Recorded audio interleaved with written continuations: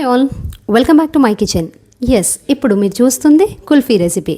మా బాబు ఇష్టంగా మమ్మ ఇంట్లో ట్రై చేద్దాము అని అన్నారు. So why not let's try అని చెప్పేసి 1 litre of thick cream milk తీసుకుని ఆ మిల్క్ అంతా కూడా ఒక 1/2 లీటర్ అయ్యేంత వరకు బాయిల్ చేయాల్సి ఉంటుంది. సో ఇక్కడ మనం మెయిన్గా అబ్జర్వ్ చేయాల్సింది ఎంత పేషెన్స్తో చేస్తామనేది. సో మళ్ళీ ఇక్కడ ఒక కీ పాయింట్ నేను చెప్పేది ఏంటంటే patience is very very important for us. And ఇది కొంచెం హెల్దీ, అంటే ఎటువంటి ఆర్టిఫిషియల్ ఇంగ్రీడియంట్స్ యూజ్ చేయడం లేదు. ఇలాచీ powder, dry fruits premix powder prepare చేసి అది ఇందులో మనకి ఎంత టెక్స్చర్ అండ్ కన్సిస్టెన్సీ కావాలో అలా ఒక 4 to 5 స్పూన్స్ అలా మిక్స్ చేసి బాగా బాయిల్ అవుతూ అండ్ లంప్స్ ఫామ్ అవ్వకుండా షుగర్ యాడ్ చేసుకొని టేస్ట్కి సరిపడ చెక్ చేస్తూ అలా మిక్స్ చేస్తూ ఉంటే ఆ థిక్ క్రీమీ టెక్స్చర్ వచ్చేస్తుంది. ఇలా బాగా చూస్తూ ఉండండి. లైక్ 1 లీటర్ మిల్క్ ఆల్మోస్ట్ 1/2 లీటర్కి వచ్చేసింది. అండ్ ఇలా నీట్గా అంతా ఎడ్జెస్ మళ్ళీ అందులోకి అంటూ ఉంటే ఆ చంక్స్ అలా ఫామ్ అయిపోతూ ఉంటాయి. అండ్ నెక్స్ట్ ఇది కొంచెం ఇలా చిక్కబడ్డాక ఒక బౌల్లోకి ట్రాన్స్ఫర్ చేసుకుంటాం. అంటే ఒక ఒక బౌల్. సో ఈ బౌల్లో ఏంటంటే దీన్ని మనం రబ్డీగా కూడా అనొచ్చు. అండ్ ఇది వచ్చేసి మనం కొద్దిగా ఫ్రీజ్ చేసామంటే టేస్టే మారిపోతుంది.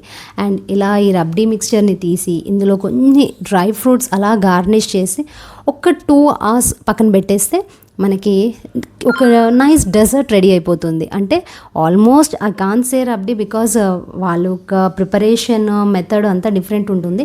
But I felt the same taste.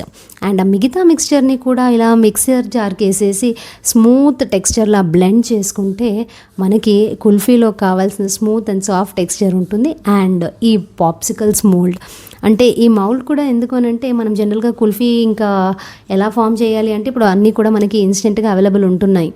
So ఈ పాప్సికల్స్ మౌల్డ్ చాలా క్యూట్గా, అంటే ఫ్యాన్సీగా పిల్లలు ఇష్టపడేలాగా ఉంటుంది. వీటిని అలా జాగ్రత్తగా వేసి ఆ తర్వాత ఆ స్టిక్స్ని చూడండి, ఎంత colourful sticks and very attractive for kids. అలా ఈ స్టిక్స్ని అందులో ఇన్సర్ట్ చేసి నీట్గా kulfi almost 70% prepared. And next ఈ మౌల్డ్స్ని ఒక 4 to 5 hours ఫ్రీజ్ చేసుకుంటే సరిపోతుంది. ఇంతకుముందు మనం తీసిపెట్టిన రబ్డీ టెక్స్చర్ మారిపోయింది. ఆ కన్సిస్టెన్సీ అదంతా కూడా భలే ఉంటుంది. అండ్ ఇప్పుడు ఆఫ్టర్ 4 to 5 hours ఒక్కసారి మనం పాప్సికల్స్ మౌల్డ్ తీసి అలా బాటమ్ బేస్ అనేది వాటర్లో కొద్దిగా అలా తడిపేసి ఆ తర్వాత ఇది బయటికి తీయడానికి ట్రై చేస్తే almost we're not very perfect but we have succeeded. ఆ తర్వాత కొంచెం డ్రై ఫ్రూట్స్ గార్నిష్ చేస్తే సూపర్ ఉంటుంది.